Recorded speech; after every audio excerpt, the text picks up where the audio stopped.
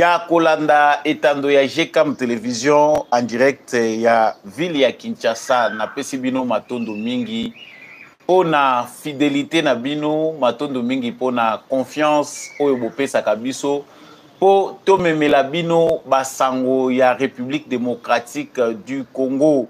Matondo mingi pe na bandeko nyonso bozolanda biso depuis Kinshasa, bozokolanda biso depuis Brazzaville, bozolanda biso depuis Cape Town, depuis Lubumbashi, partout bino bozakolanda na biso awa na émission Oyo.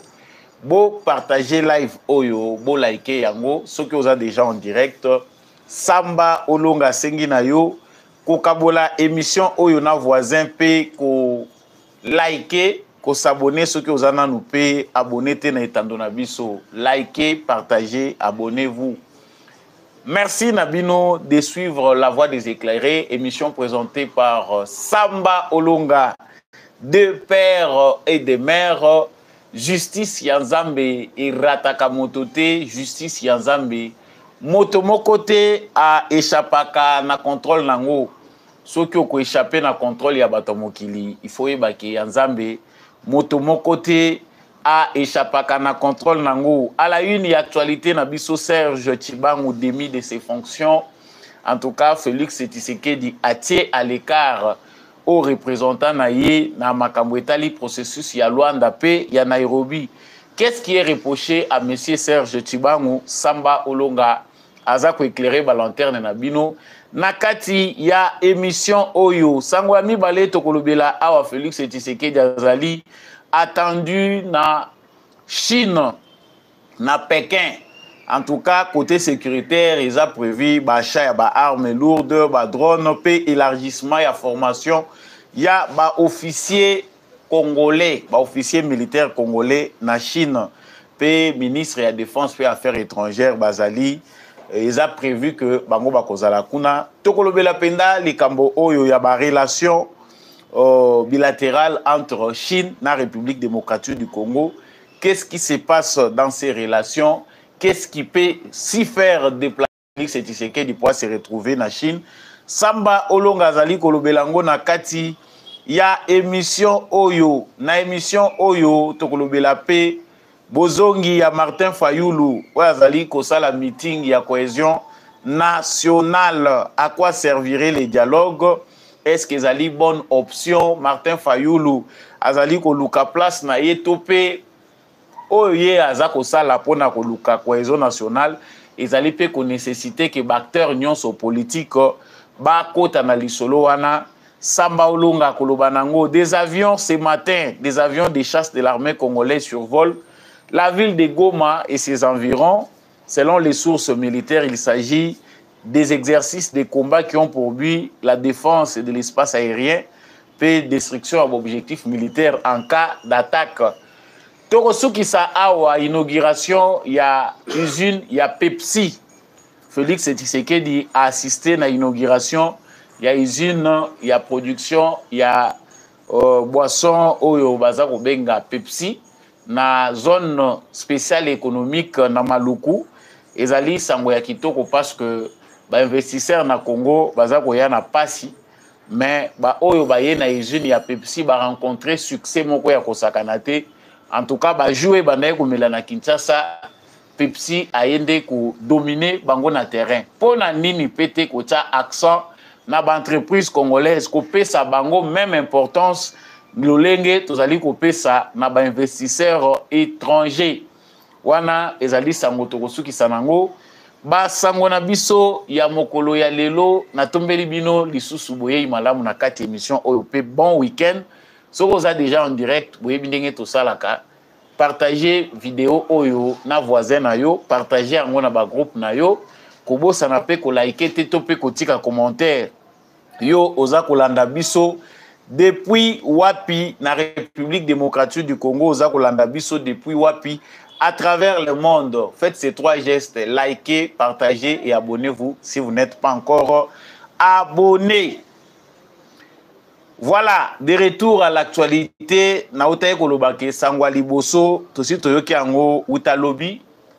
Bozape ebele déjà ya ko apprendre yango ndeko Serge Tchibangu, le puissant Serge Tchibangu au représentant et président de la République azali demi na ba fonction na ye, c'est-à-dire balongolié Bacheye Mupanzi azali remplacé par monsieur Sumbu Sitamambu yende mutakomi na ebonga wana tope na esika wana. Kasi motuna oyo tozali komituna ba congolais oyo toza ko observer zali pona nini monsieur Serge Tchibangu o envoyé topé représentant ya président de la République pona processus ya Luanda na ya Nairobi azali écarté na ba fonction na ye eloko nini sali ba longola ye. Selon ba soupçon, monsieur Serge Tchibangu serait en désaccord na président de la République na question au Italie M23. Lui avait aussi ses opinions à lui.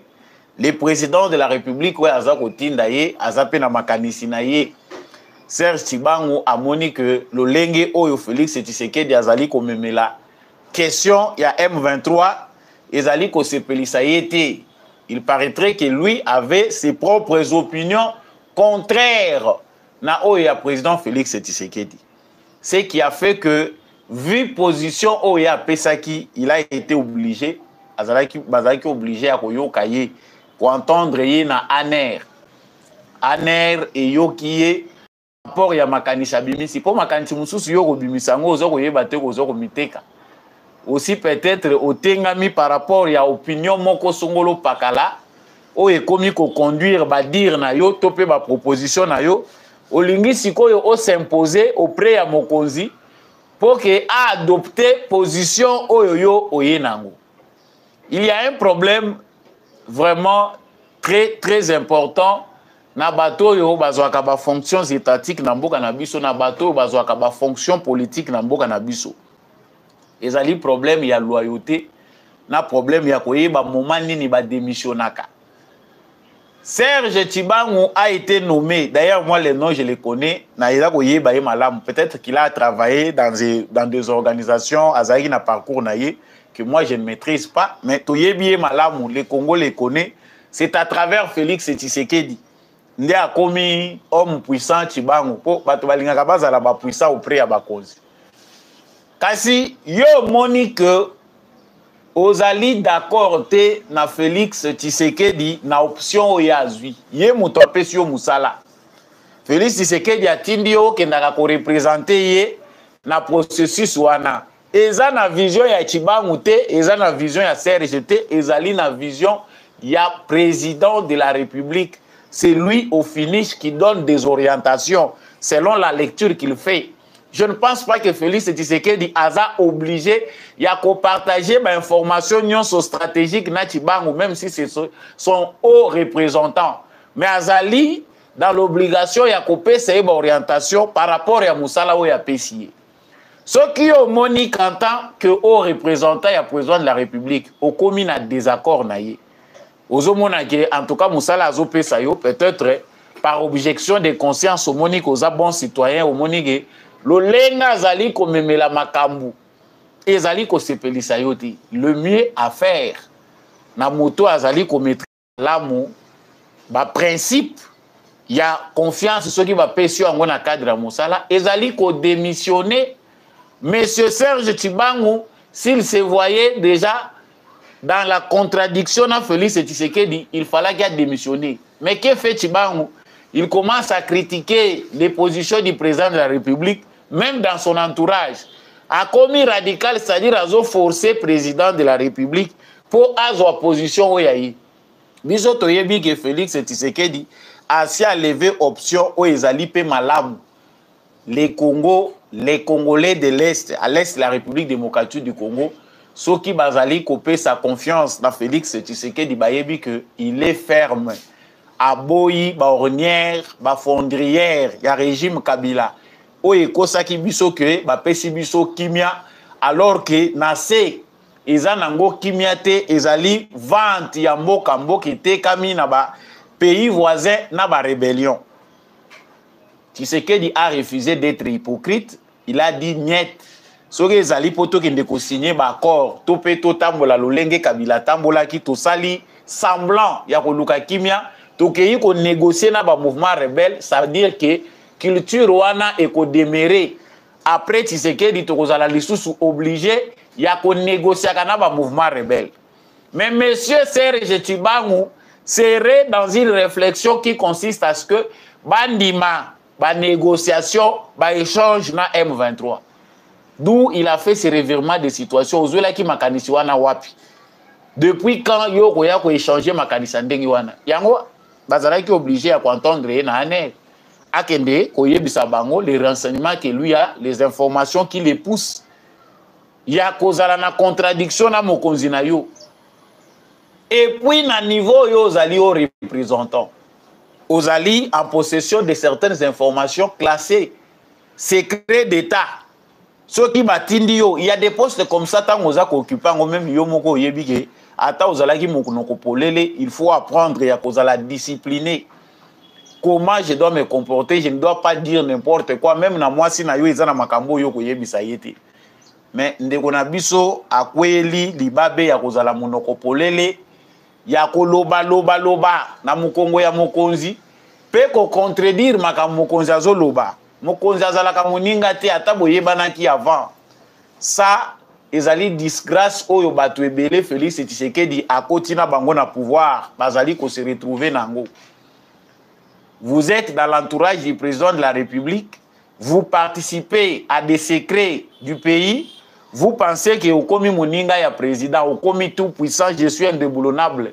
Moi, si je ne suis pas là, il ne va rien faire. Irremplaçable, Akoma remplaçable, Moutou indispensable à Zalakate. Bakolongola yo, Moutakoya ata akoye kola, Bakola kisaye pa Okoma lokola yo, tu finiras par disparaître. Aujourd'hui, on voit que les maillots qui entouraient Félix Tshisekedi, bateau d'Ozali Kolelawa, l'entourage de Félix Tshisekedi, bazali ko kende, ko disparaître moko. On ne dit pas forcément que Tibangu azali ka trahir, mais on pense aussi qu'il y a un problème de comportement. Na fief ya bato bazali ko tambola na Tshisekedi. Logo la démocrate, il aime bien les débats, alingaka ko engager débat na ba collaborateurs na ye. C'est que Kabila ne faisait pas. Parce que moni bato mususu bazako zo Tshisekedi comme un président faible, lâche parce qu'il aime les débats. Mais c'est ça la démocratie. Même si c'est au finish moi qui dois décider, mais je dois quand même avoir vos opinions. Bon, le bateau discuter. Kabila, na ba régime sous le cas, baza penda bateau ba mesani sa quitter, acteur politique, na débat d'idées. Quand vous venez me conseiller, on peut échanger avec vous, tout débattre, oye bisangai, ni penda yo za ko banza par rapport à makanishi oyo, so to sali boye pona ni to sala boyete. Mais l'obité que yo zue sika na ngai, so qui na conclusion, to silani, to comprendre que voilà, to zui, to moni opinion boezali, ko gagner opinion oyo nde mutufo, to appliquer. Ce n'est pas à toi de décider, c'est moi. C'est le chef qui décide, ce n'est pas vous. Si le chef n'a pas fait ce que vous voulez, et ça n'est chef, qu'il commette une erreur, c'est lui qui a prêté serment, pas vous. Il y a nos magio économiques. Ndeko Tibangu akangi bisaka na ye, ah, eza disgrâce. Batou puissant baza aussi l'entourage de Tshisekedi. Vous qui arrivez aussi là-bas, ne prenez pas ça pour un signe de faiblesse. Yo pe okoti sika, ba pe si mission kende représenter ngai. Obandi ko bota ma papou, tu prends des ailes. Okanisi pona yo que au commun incontournable. Donc ozo matana business class ozo zonga jet privé au nom du chef de l'État bazo yamba ona ba honneur. Au lobby à voilà. N'a pas commis tout puissant, j'ai des ambitions. Oui. Tshisekedi a un comportement moko piège. Le comportement de Tshisekedi laisse à désirer parce que bato ba monaka ye faible, ba finisaka ka ko tomber na disgrâce. Ah ba longoli kaka boye moyi ndenge nini. Oui. Ba longoli parce que aza ko mona musala na maseki chef akomi muninga na ye. Sangwami balé tozali kokota wa ezali très important. Vous qui êtes en ligne, partagez les lives. Bon week-end à vous de partout. Bon liker, bon partager en gros. Félix Tshisekedi azali attendu na Chine. Na Chine, Félix Tshisekedi bazako zelaye na Pékin. ezali pour une deuxième fois. Na premier mandat akendaki, na deuxième mandat wa azali susu kokende, mais ba information ezali ko fuité, ezali que ezali mingi côté sécuritaire, achat ya ba bibundeli, ba drone, élargissement ya formation ya ba officier, pe ba formation mususu oyo Chine azaka nango na partenariat na armée congolaise. Tu sais que la Chine comme d'autres pays sont dans un partenariat où ils salaka que ba militaire topé ba officier militaire congolais ba kendaka kozwa formation kuna. Mais il y a le visage d'une déception de la part de Félix Tshisekedi dans la relation avec les Occidentaux. La déception est très grande. Awa, tozali koloba awa, les Américains, dans les 5 premières années, il y a un régime, il y a Félix Tshisekedi. On peut dire qu'à 80%, Félix Tshisekedi a déçu dans le comportement de Bango. Ils n'ont pas pu tenir leurs promesses. Ba promettait que Tshisekedi Mingi, nous sommes ensemble, nous allons investir chez vous, nous allons vous aider, et que sécurité à Congo et comme à Malamu, on va vous accompagner. Ba promesse na bango, nyon soizaki baleur. Ça, c'est les 5 premières années, il y a mandat à Liboso à Félix Tshisekedi. En tout cas, pour ne pas dire que c'était un gâchis, mais il y avait trop de déceptions. Ça, c'est le deuxième mandat. Ba besoin, ba tante ya Tshisekedi est énorme. Bato ba yebaki Kabila soki tolingi tozonga mukesi mapona ko étayer analyse na biso ba yebi que tant Joseph Kabila comprenait que la promesse ya ba européens, ba occidentaux, ezala ba promesse moko ekosala ki yende mutaza ko yinama mingi. Il a fui aussi vers la Chine. Mais le mal de Joseph Kabila c'est que ces contrats là chinois, il fallait qu'ils aient ba contrat moko malamu, mais ekendaki ba contrat moko léonin. Dengue ba qualifiaki yango ba contrat moko oyo et contribuaki na ko enrichir ba individu que ko produire pour toute la République. Mais Tshisekedi aussi s'engage dans la même voie. Ezali presque identique na contexte te que Kabila na Tshisekedi bazan ndenge moko. Mais ezali situation moko similaire parce que la déception de Kabila l'a conduit vers la Chine. Et avant même Joseph Kabila, Mouzé, Laurent Désiré Kabila, ayaka peka na piste wana. Ba occidentaux ba compliqué ye atengami, lui était très brutal. Joseph Kabila ye toujours avec les occidentaux, amonique awa congolais nyon soza déjà déçu na ngai. Naza nanga copier, naza nanga kobuka. Je n'avais pas rêvé d'être président d'un si grand pays comme le Congo, mais naza kolala kimiate parce que batu nyonso oyo baza kotali la ngai. Kabila a fini par se diriger vers la Chine. Pour Lukata, grand projet vent fumé oyo tomonaki, oyo zalaki grand projet le la ba fumé. En tout cas, il y a des Congolais qui avaient cru tango ba moni ba char na ba kutu ba char, ba tracteur, il y a ba chinois et ba entreprise chinoise.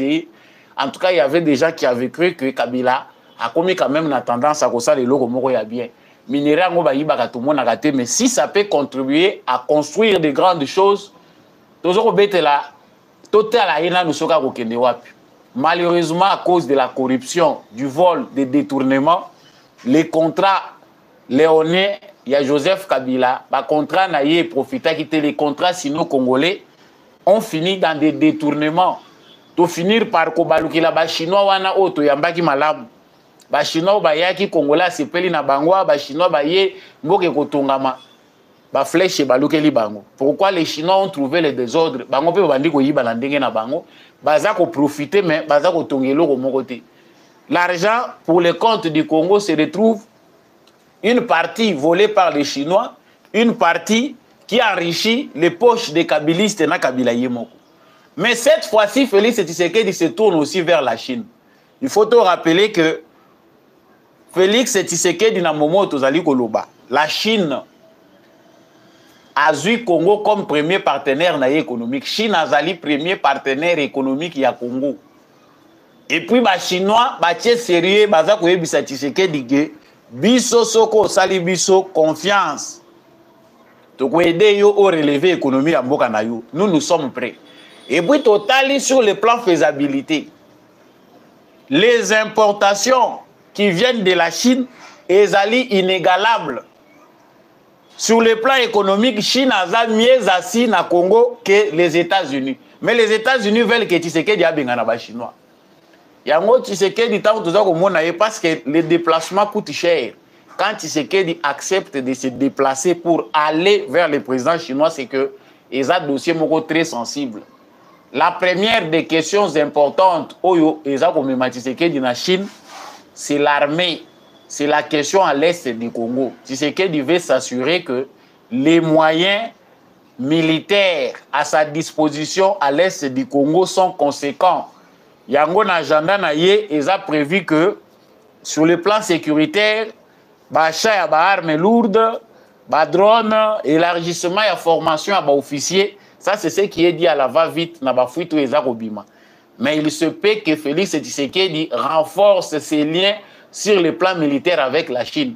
Chine a parmi les pays oyo, même innovation est importante, a prêt qu'à sa binouang. Mais l'Amérique a aussi un partenariat privilégié. Même Israël a une technologie, aux États-Unis a sa kayete. Les Américains sont égoïstes avec Biloko Nabango. Yango Tshisekedi na souci na ye à mettre fin à la guerre à l'est du Congo, a la recherche de la solution.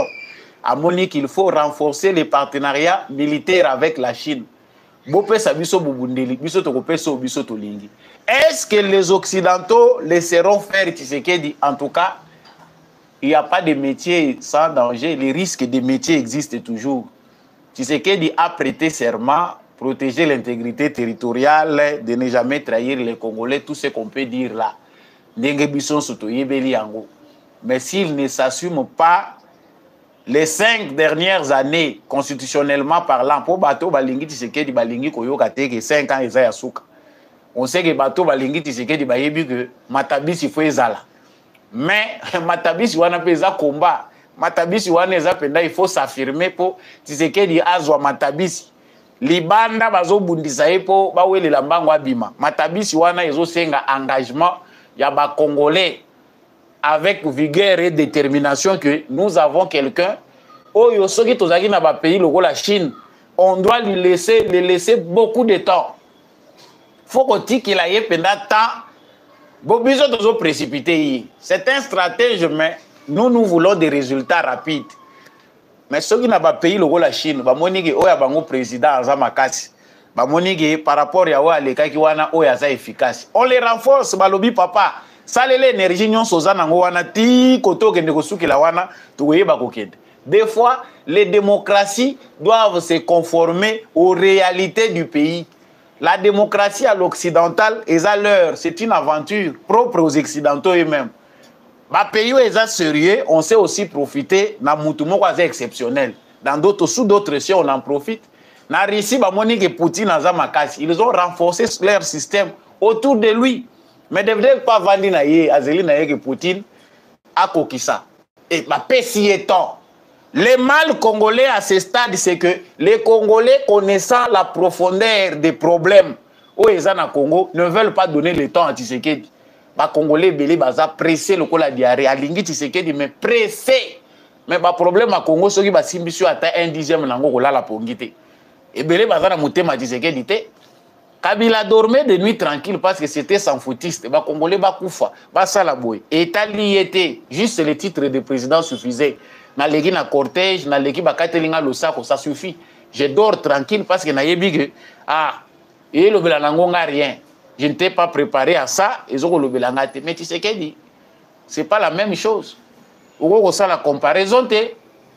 Nazongi pendant na stade ya makambo Italie Chine. Félix Tshisekedi veut s'émanciper. Azako Luka, qu'on soit indépendance vis-à-vis des Occidentaux. Mais à quel prix? Pour que le bango gato le bango te mais ça bataille mouneni. Les Occidentaux veulent que Tshisekedi soit dépendant de leur politique, volonté na bango. Au processus il y a dialogue. Au tolingi boye. Les clans occidentaux awa ba yebi que Tshisekedi azamutu. Ngana zo cesser ko dénoncer ngomi colonion sauté. Parce que pour les Congolais, tout ce que nous voulons nécessite un combat. les Occidentaux, leur plan, na ba service à renseignement na bango, balingi désordre ya Congo, et que ça l'a entretenu boyeto kende nango ti ba épuisé Tshisekedi kota kende kosuke là, c'est pour leur bien. L'organisation du Congo est une menace pour les Américains, pour les Européens. Si les Congolais te fongoli misu, organisation na biso est commis bien, les Américains perçoivent cela comme une menace. Ma service de renseignement, ils ont observé biso chaque jour. Ils ont surveillé biso. Moindre développement, moindre prise de conscience, ils ont contrôlé na bango.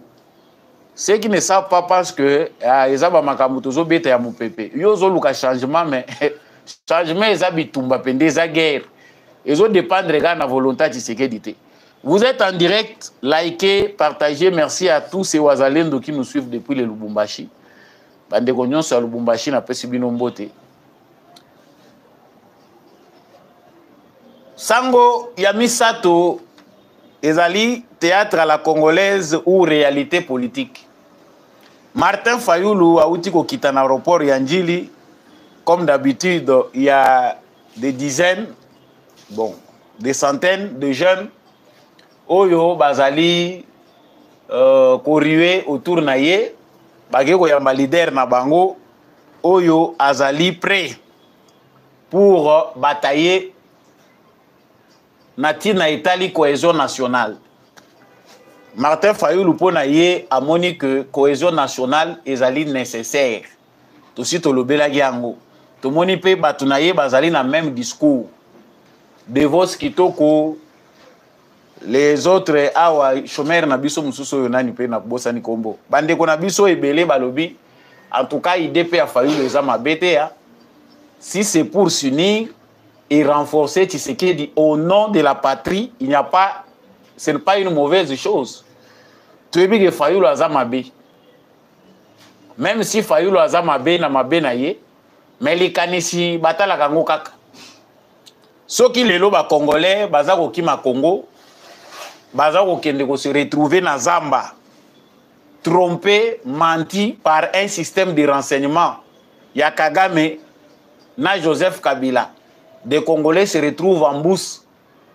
Baza ko boko la mandefu, balobi que mikoleza ko ya to vivre en paix, to ko ba millions, to ko ba poste na Congo. C'est parce que quelque part ils n'ont pas trouvé des gens qui pouvaient mieux les convaincre. Moni ba Congolais pe ba vivaka na ba démon na bango. Bademo ba Congolais bazo vivre na bango pona ko lutter contre bademo wana esengaka pe que moi lisolo ezalaka lisolo pe eza continuel na contexte ya démocratie eza mabete. Donc sous cet aspect là Fayulu a raison d'appeler Moïse Katumbi yaka nani yaka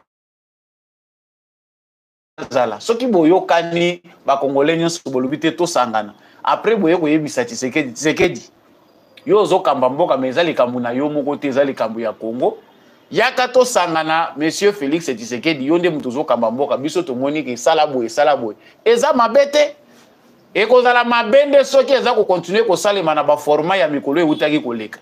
Mais à ce stade si les gens de Katumbi s'attaquent à Martin Fayulu balobi que il est dans les plans de Félix Tshisekedi, c'est que bino boza na plan ya Kabila na AFC.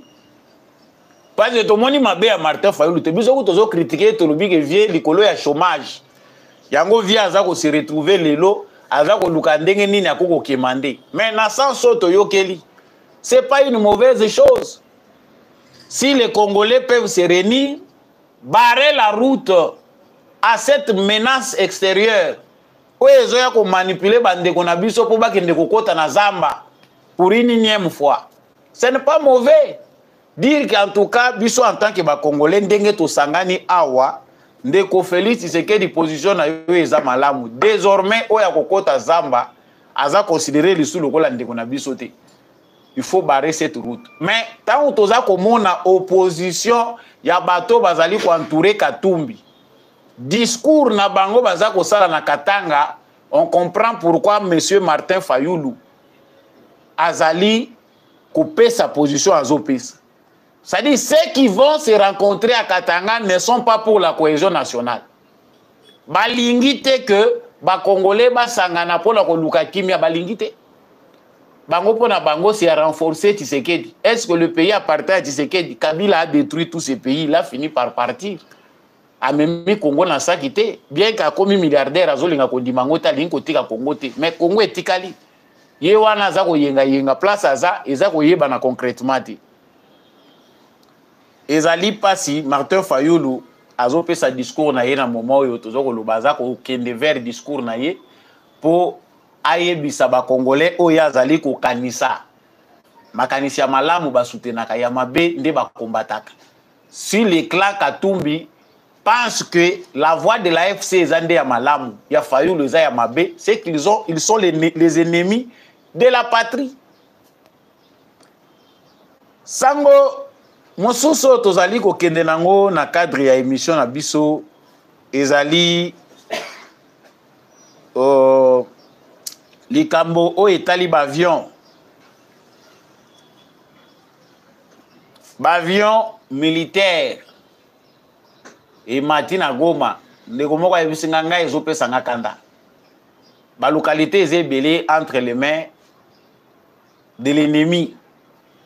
Maintenant, on a zomona que l'avion de chasse et mati, et Zobalukaka na Goma, na environ ya Goma. Quelque part, ça me révolte. Boye bisabango de Kosamba Olonga, soki bavion et mati biso tolingakake et sala musala nango. L'armée a communiqué, bande rebelle malobi que pour l'armée, c'est une bonne chose. L'armée, bazali, kosala exercice na bango. Ezali exercice de routine. Balobi ezali pour sécuriser l'espace aérien contre toute menace extérieure. Ceux qui peuvent ennemi alingi attaquer, bango, balakisi déjà que bakosala. Tobo sanatege na frontière, il y a RDC, na Rwanda, na petite barrière na Goma. Pendant 48 heures, il y avait eu des faux mouvements.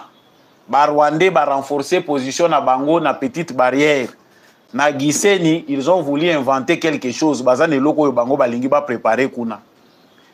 Yango pe na ngambu ya RDC exercice nyonso armée salaka ezalaka message. Ça dit ceux qui m'avions de chasse mati, bomoni ezako baluka, ba pesi bango pe information. Au cas où bakomeka pour déstabiliser Goma, ils ont déjà la réponse par rapport à la menace oyo bango bazako linga ko représenter pour Namboka na biso. Donc il n'y a rien à craindre là-dessus. Mais tout ce que les gens ne veulent pas entendre, ils que ba armes, ba munitions, ba drones, ils vendent na kata ba dépôt. Mboka oyo confiance ezamingité. Il faut veiller à ce que bibundeli na biso et sala musala na ngondenge sengeli. Actualité ya suka ezali oyo eza kotala inauguration ya entreprise Pepsi. Bandeko ya Pepsi ta onaza koloba na Kinshasa mbongo oyo biso tozosakana nango. Tozomona biso tozalaka mieux bapaya baya to encourager bango que biso moko to s'encourager. Bientôt nous serons encore colonisés sur le plan économique. Pour les investisseurs, ils finiront toujours par venir. Moussala Tshisekedi aza pe ko bunda makasi awa baza ko yana bango. Mais c'est nous qui serons encore colonisés sur le plan économique parce que ba gros investissements et kozalaka na maboko ya bapaya. Et ça c'est un danger pour la politique d'un pays. Félix Tshisekedi lelo ba invité yé na zone spéciale économique. En tout cas c'est parmi les grandes réalisations, il y a Félix Tshisekedi, banto bato bakendana o malukute, sobo kei na maluku place zone spéciale wana ezali, c'est plus de 884 hectares oyo batikeli ba entreprise nyonso ezako s'installer en tout cas bazana zone na bango wana. Et il y a même un autre espace na environ ba entreprise oyo ba sepeli batonga banda kupona ba travailleurs na bango. Pepsi kaka nako ya déjà azo aménager ici ka azo tia école na ye selon souhait ya président Félix Tshisekedi bazo tonga école na bango basi ba aménager pe ici ka baza ko tonga pe pona ba travailleurs na bango vu que distance na centre ville eza makasi il faut que ba travailleurs bazala dans les environs mabele wana ezaka moins cher bato mususu bazana no libanda ya Congo boza koyeba te eloko osalela mbongo. Oui, ozo gaspiller nos 20 000, 30 000.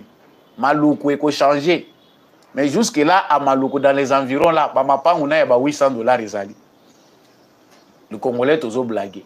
Entreprise Pepsi, na moins d'un mois, bakangi marché nyonso ya ba boisson gazeuse. C'est-à-dire, ba boisson sucrée, oyo bato bazaye komela na plastique, que Pepsi a mati a komi numéro 1. Kombo nanu esali yango moko. Monige mbongo na bango bachaki eboti bato ya mutema mabe. Maloba na bango est porté fruité. Félix Tshisekedi est en train d'inaugurer entreprise Pepsi. Bato bali ko sala makambo concrètement la logique nyonso moni ke bazo sala pe za ko réussir. Il y a des emplois créés, plus de 5000 emplois. Na ba emploi mususu o ezape ko se créer tout autour. Ça fait du bien. Les Congolais ont accepté que l'entreprise Pepsi a dominé baji mususu ezalaka ozu papier mouchoir o tcheboye. Soko tcheka boye na papier mouchoir o moni couleur nyonso etikali na papier mouchoir. C'est pas sérieux quand même biloko bozo melisa biso awa bandi kona biso mususu ba indien na boyi kotanga kombo lobi na yoka plainte o azako o telemela soki entreprise abato ba ju ebele soko ozu kaka papier mouchoir o tche tanka ozo sopa o fini couleur nyonso ma etikali ya pembe couleur etikali na kati ya papier mouchoir des histoires o bazo melisa bato na Kinshasa sawa ils ont même contrôlé te na ba inspecteur oyo baza censé ko contrôler ba entreprise. Et le but est que parce que les Pepsi, complaisance, c'est ça, l'inspecteur, et bandaka bien. Mais quand on trouve qu'il y a un désordre et que l'État n'est pas là, absence à autorité de l'État, au moins la qualité est diminuée. Le losoko meli Coca-Cola, ya Kinshasa, ou yinana Coca nyonso ya mokili. Njoka izana ngoka licence ya Coca-Cola ou baza koteka na Congo.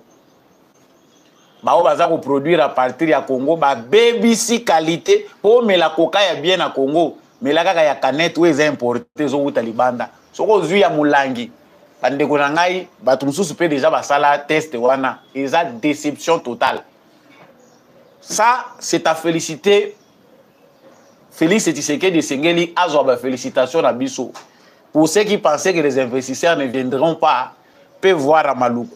Entreprise munene ezali zo sala bakaro na ville ya Kinshasa ekiti $5 aujourd'hui carton na yo ya bakaro alors qu'il fallait avoir dépensé 15 $13 pour na kosomba mais ekomi na ba 5 $6 voire même $4 soko négocier bien na ba entreprise oyo ba dépositaire baza kozwa quantité ebele.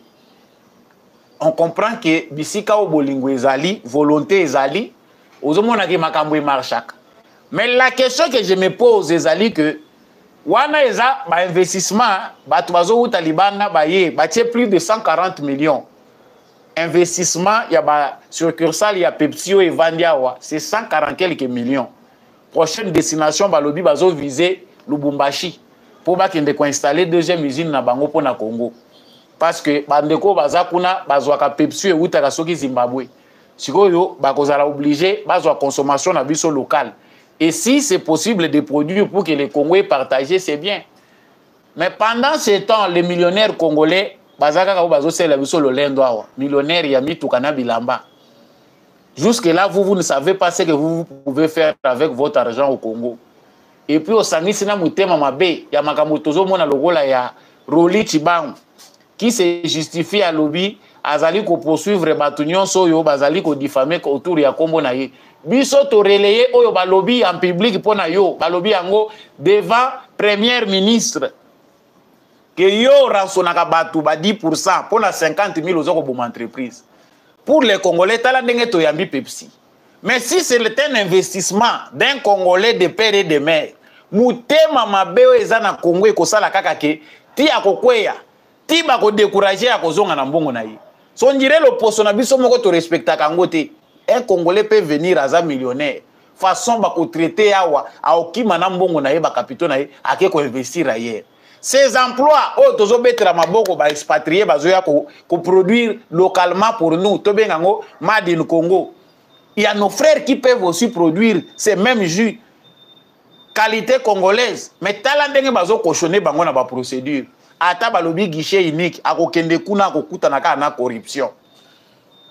tocha lisusu peine de mort pour na bato bazo kotisa corruption bazali ko gêner ba entrepreneur ba créer ba entreprise awa tocha lisusu peine de mort yango pe zo bangisa nango te po banda ba bandi pe na toyoki ba bomi mutu te tocha peine de mort ou bien to sala ndenge ni.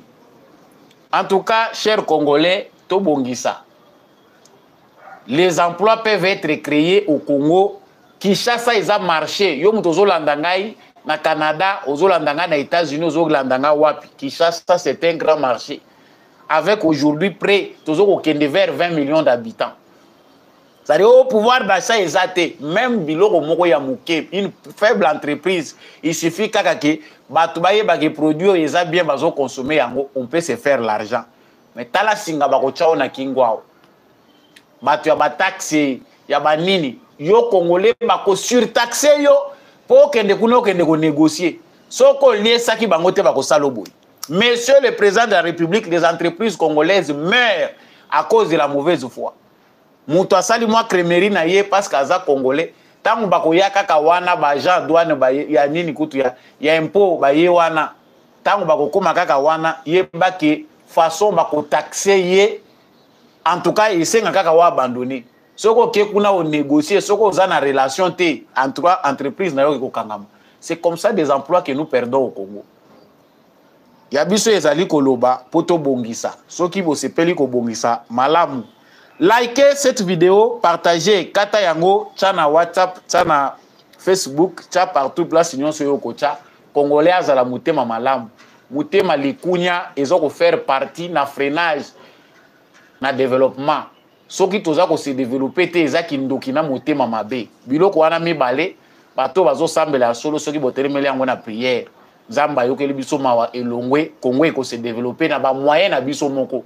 Tozangi ba moyen te. Émission ya mukola lelo esuki penda wana. Lelo eza weekend na tombeli bino penda weekend malamu bino ba nyonso bosepeli kolanda émission ya mwana mboka Samba Olonga. Soko sepela ki émission oyo like yango, partager na voisin, kobosa na kotika commentaire te depuis wapi yozali muzalendo pe FARDC na motema. Merci mingi na ndekombi à chaque wazaki na sima ya caméra pe na réalisation. Matondo mingi na l'homme de la vérité des urnes, Jean-Louis Chimbalanga, oyo vernissage ya mukanda na ye la vérité des urnes, ezali ko salema na Canada, na Montréal, bandeko bozali présent na tondi bino malamu na kozongela bino na vidéo pour na kolobela penda avec beaucoup de détails sur ouvrage wana ezali important pour tous les amoureux de la lecture. Batu nyonso bali ko renforcer capacité na bango ya ba élément ya histoire ya Congo esengeli malamu totanga mukanda wana.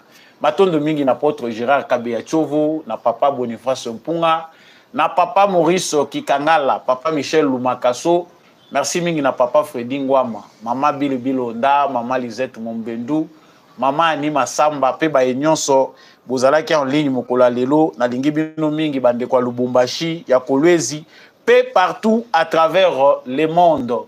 Na bolingo pe na bomoko ndeko tokotonga ekolo Congo. Ngai na bino tokutani prochainement na émission mususu.